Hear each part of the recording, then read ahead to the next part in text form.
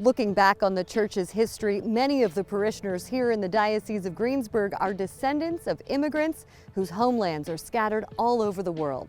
Uncovering that family history has been like digging for treasure. The theme of Vacation Bible School at Immaculate Conception Parish in Irwin this summer is digging for treasure.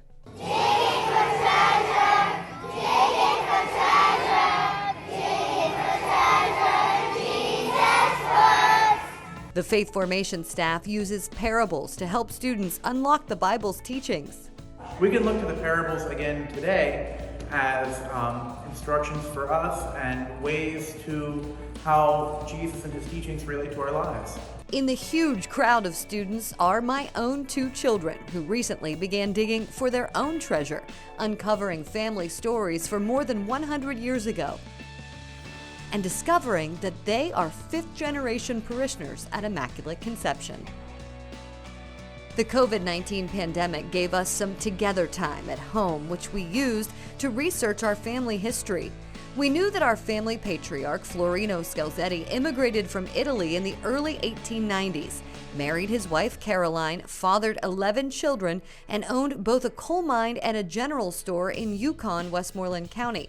But an internet search led us to something totally unexpected, a cemetery photo of Florino's grave that was taken at our own parish cemetery. Using that photo, my children located the gravesite, and there he was, buried in Immaculate Conception Cemetery, just outside of downtown Irwin. That's a stone's throw from our home, where he'd been laid to rest, unbeknownst to us, for more than 100 years. With the help of parish staff, we uncovered their marriage record from our parish dated December 10, 1899. They went on to have 11 children, including my grandfather Art, and according to parish records, baptized at least 3 of his siblings at IC.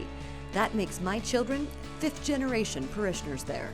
With the discovery of these records, we began digging for additional treasure, hoping to find out even more about our family history. We learned that Florino had to miss the birth of his youngest child because he was infected with the Spanish flu.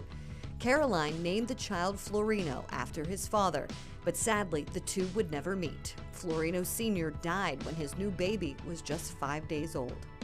Caroline was left alone to raise 11 children. She eventually remarried but died just 7 years later. Older siblings raised younger siblings and kept them close to the church during decades of hardship and struggle.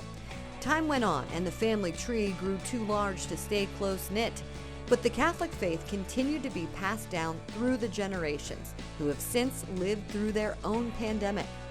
2 years after the onset of COVID-19, they are now able to gather again for worship.